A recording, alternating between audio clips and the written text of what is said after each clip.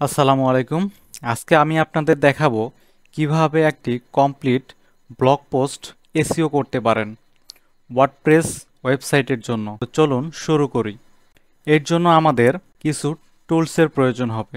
আমাদের একজন বাংলাদেশি ভাই তার ওয়েবসাইটের মাধ্যমে এই টুলসগুলি খুবই স্বল্প মূল্যে শেয়ার করে থাকেন। তো আমরা যদি এই টুলসগুলোর মেইন ওয়েবসাইট থেকে পারচেস করতে যাই, তাহলে আমাদের প্রতি মাসেই এক একটা টুলসের জন্য হিউজ পরিমাণ অর্থ ব্যয় করতে হবে। সো আমরা সেগুলো করব না। আমরা আমাদের বাংলাদেশি ভাইদের কাছ থেকেই এগুলো শেয়ারিং করে পারচেস করব। ওকে। সো এই কাজগুলি করার জন্য আমাদের স্পেশালি প্রয়োজন হবে SEMrush টুলস, যেখানে আমরা keyword research and competitor analysis করব।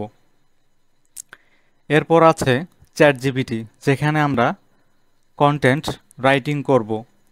এরপর আছে কয়েল বিল্ড, যেখানে আমরা আমাদের কপিরাইট কন্টেন্টগুলি কপিরাইট ফ্রি করব।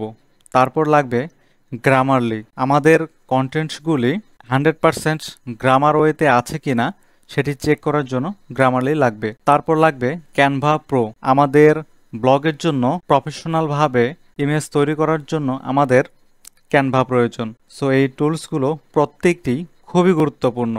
সো এই টুলসগুলোর মান্থলি প্রাইস মাত্র 700 টাকা। সো আপনারা কাজ করার জন্য এই টুলসগুলি নিয়ে রাখতে পারেন খুবই স্বল্প মূল্যে। এর জন্য আমরা প্রথমে যাব কিভাবে একটি এসইও ফ্রেন্ডলি ব্লগ পোস্ট করার জন্য প্রথমে আমাদের টাইটেলের জন্য কিওয়ার্ড রিসার্চ করতে হবে। সো কিওয়ার্ড রিসার্চের জন্য আমরা SEMrush টুলসে যাব। সো আমি এখান থেকে SEMrush টুলসে ক্লিক করব।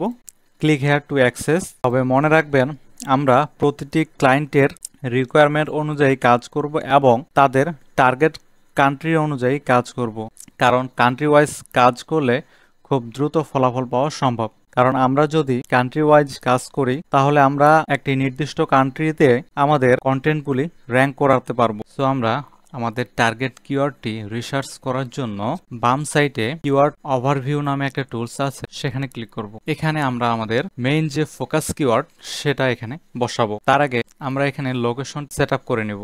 আমরা স্পেসিফিক লোকেশনও দিতে পারি অথবা শুধুমাত্র কান্ট্রি দিতে পারি। তো আমি এখন এখানে টার্গেট কিওয়ার্ডটি বসাচ্ছি। আমার টার্গেট কিওয়ার্ডটি হচ্ছে অথবা টার্গেট নিশ হচ্ছে SEO। সো আমি এটা লিখেই সার্চ করছি। ব্লগ লেখার জন্য এটা আপনারা সবসময় মনে রাখবেন, কোয়েশ্চেন রিলেটেড কিওয়ার্ডসগুলি চুজ করবেন।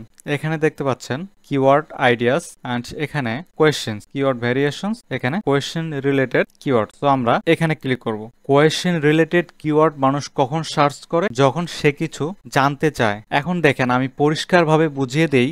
এখানে আমাদের কিওয়ার্ড রিসার্চের ক্ষেত্রে সবচেয়ে যে গুরুত্বপূর্ণ সেটি হচ্ছে keyword search volume KD. KD মানে হচ্ছে কিওয়ার্ড ডিফিকাল্টি। এখন আপনারা দেখবেন আমাদের কিওয়ার্ডের ক্ষেত্রে সার্চ ভলিউম যত বেশি হয় তত বেশি ভালো, এবং কেডি যত কম হয় তত বেশি ভালো। এবং সেই সাথে আমাদের এটাও লক্ষ্য করতে হবে যে আমাদের সার্চ ভলিউম এবং কেডি দুটোই উপযুক্ত থাকার পাশাপাশি আমাদের কিওয়ার্ডসে আমাদের যে নিশ টার্গেট ফোকাস কিওয়ার্ড সেটি আছে কিনা। আমাদের ফোকাস কিওয়ার্ড হচ্ছে, মেইন কিওয়ার্ড হচ্ছে এসইও। সো এই টাইটেলগুলা অথবা এই কিওয়ার্ডস গুলির মধ্যে এসইও আছে কিনা সেটা আপনারা দেখবেন। শুধুমাত্র সার্চ ভলিউম এবং কেডি উপযুক্ত থাকলেই হবে না। যদি এই কিওয়ার্ডস এর মধ্যে আমাদের মেইন কিওয়ার্ড না থাকে তাহলে নেওয়া যাবে না। সো সচরাচর প্রতিটা কিওয়ার্ডস এর মধ্যেই মেইন কিওয়ার্ড থাকে। সো এখান থেকে আমরা দেখি কোনটা নিতে পারি। তো এখানে দেখতে পাচ্ছেন এটা হচ্ছে গ্রিন কালার এবং কিওয়ার্ড ডিফিকাল্টি কেডি আছে ইজি 2400।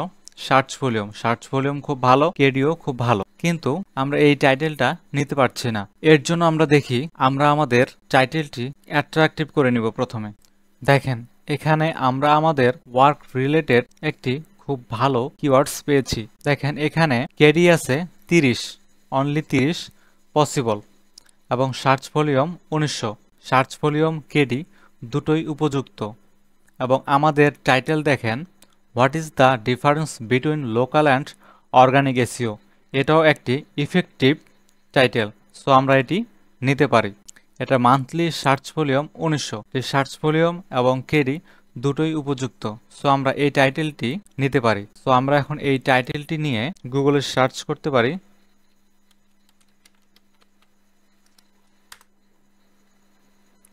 এর জন্য আমরা প্রথমে গুগলটি কান্ট্রি ওয়াইজ করে নেব।